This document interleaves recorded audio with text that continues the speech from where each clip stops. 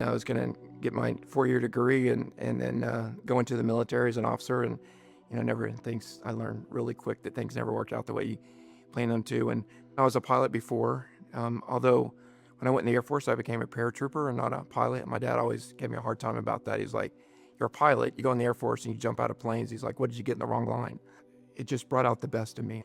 And, I was in the best condition of my life, which actually saved my life. It was in 1999. I was with the Air Force Special Operations, and we were doing a mission in South America. They needed to pick up a helicopter part, which is several hours away from where we were located. And on our way over there, we got ambushed. And I was hanging out the back window trying to disable the vehicle, and the people in it behind me. And our driver didn't slow down and didn't make the next corner, started flipping down the ravine. And then as it started flipping down the ravine, I was ejected from the vehicle. And I landed face down and almost like on a ledge. The ravine, it was like a shallow water, muddy water. And really the only reason I'm alive is an American missionary was in Ecuador. And he saw the skid marks going off the side of the road. It's called Dead Man's Curve, so there's been accidents here before. And they decided to check it out. So they stopped and they looked over the ledge and they saw our vehicle. Said he almost stepped on me, saw me, and then he pulled me out and barely started breathing again. But that was just kind of the start of my journey. It was about 2 months later when I woke up from my coma, and I'm 6 foot, and I think it was like 190 pounds when I got hurt. And when I woke up, I was 129 pounds. The worst thing for me was the pain. I woke up with just excruciating pain in my legs. And even though I had no feeling below the waist down, I could feel pain. And the doctor said, you're lucky to be alive, but you'll never walk again. Kind of took a pause and I said, don't worry, because I'm going to use this to help others. I envisioned my life of like having to push a 70-pound wheelchair around, that I would have no quality of life whatsoever. And I saw this guy come in there with this wheelchair. He was in his basketball chair. And I was like, oh, that's like a really cool chair. And he said, hey, when you get better, you can play basketball with us. We do a lot of things, and glad to have you join us. I remember that I was so motivated after that, I started going to therapy like 3 times a day. I worked at this organization that taught kids, they flew kids with disabilities. They had this booth over there that had these service dogs, and they came up to me, it's like, hey, you should apply for this service dog. So I went to California and got my first dog, Nepal, and it was an instant game changer. That was before I had more of a, adventurous lifestyle, and I was really just trying to work on my healing. And it's hard to kind of get back on your feet when they don't work, so to speak, and he's the one that did that. Jason, after he got hurt, became kind of invisible. He went to a really dark place, and I think having a dog made him visible and made him hopeful again. When I got my first dog, like my confidence just went up drastically, and I started competing in sports again. And I water ski, snow ski. I've played golf again, ride horses, scuba dive, and there's nothing out of limit. So it's a great thing. But all that happened after I got my dog. It was really like my bridge back to society. It's what made me relevant again.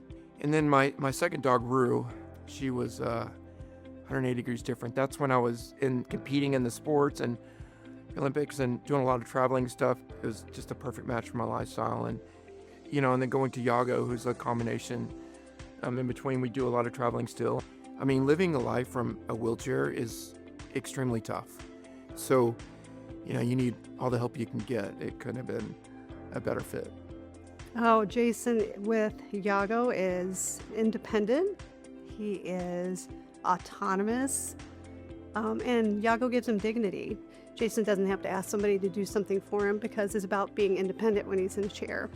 Yago knows, like when I drop something, he runs in there because he's so excited to help, and he'll pick it up. It's not just a physical part, but it's the emotional part of having my battle buddy with me all the time. He's in tune to everything I do, and he knows what I want, sometimes even before I do. It's just like no big deal to him, but it's a big deal to me. When I got my first service dog, Nepal, my dad was like, why are you getting a service dog? You're independent, he just didn't quite understand it. And after he spent a few weeks with it, he was totally in love with my dog. He's like, okay, now I know why you did this. He believed in the organization, and he saw firsthand, what these dogs did for me. I couldn't think of something to honor my dad more than to name a Canine Companion service dog after him. Several years later now, my dad had passed, and we just got the dog just came through and was born early this year. It's not just a dog, it's a legacy. thank goodness for the puppy raisers. They are such a blessing, and they do such an amazing job with these dogs from puppy to 18 months. The money and the time that you spend and the sacrifice you spent, and to be able to give it up like that, you're my heroes, because you were changing lives in a way more than you could ever imagine. So, and it's that way with the donors.